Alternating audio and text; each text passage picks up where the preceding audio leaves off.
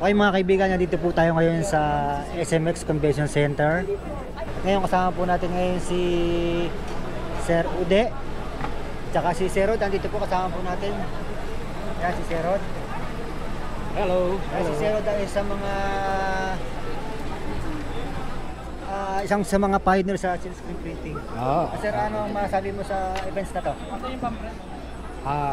Fantastic. Fantastic. Siyempre, nandito si Sir. Yun, so hello po sa inyo lahat.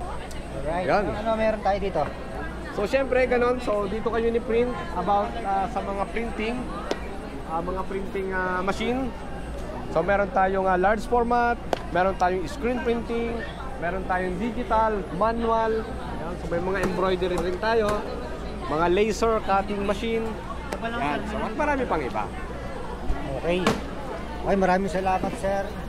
Ayun, so maraming salamat din po sa inyo lahat. Sa Sir Rodel ng Uniprint. Yan. Yan. Ano naman ang...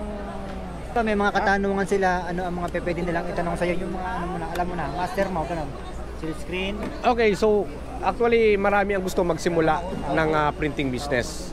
Especially ang screen printing, which is ito yung ating hinahandle, no? So, pwede kayong magsimula sa pinakamaliit na puhunan, no? So marami tayong pwedeng i-offer. So may tatlong klase tayo ng main machine na ginagamit, which is yung ating line table, yung traditional screen printing process na gumagamit tayo ng table. So katulad nito, okay? So pwede kayong magpagawa sa amin, nagpa-fabricate kami nito. So once na mag-purchase kayo, saka lang namin ito gagawin. And also, syempre meron tayong carousel type, no? So yung rotary na tinatawag natin. So manual din siya, na kailangan mo lang ng rotary, so para makapag-print ka. At ito ang pinakamaganda. So kasabay ng technology, so yung screen printing with Rock International. Okay? So kasama po natin dito ngayon si Rock. Ito po ay isang company na gumagawa ng screen printing machine na automatic. Okay? So sumasabay din ang technology ng screen printing dahil meron na rin po tayong automatic. Meron tayong carousel type at meron din tayong oval type. Yon. So ayun po. So napakarami natin na pwedeng pamilian. Na kaya mag-print ng eto, kaya mag-print ng ganito. Ano yan, silkscreen? Yes. Silkscreen printing, ano? Yes. Lupit, ano? Ang lambot ng print. Yes, ano? malambot. Ano yun, water base, ano? Water base. Ganda ng print, anong ilang ano kaya ito? LPI yan? Hindi natin kasi hindi nabanggit. Digital na yata, parang digital, ano? Hindi nabanggit. Yan. Lipis, ano? At syempre, yung mga rotary naman natin, so nakakapag-print din naman ng mga graphic image katulad nito. Ayun yan, ano na naman yan? Medyo makapal yan. Ito 45 LPI. 45. Wow, manual lang yan, manual process lang gawa natin yan. Ang lambot din ng print, oh. Yes. So yung output natin sa screen printing ay depende sa gusto natin maging output, syempre. So syempre dapat gumamit tayo ng mga tamang what do you call this?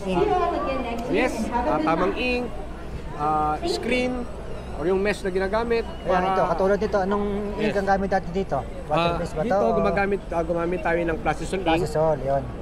200 mesh ang ginamit natin. Kaya yung output niya ay mas malambot. Soft hand feel. Tsaka breathable siya.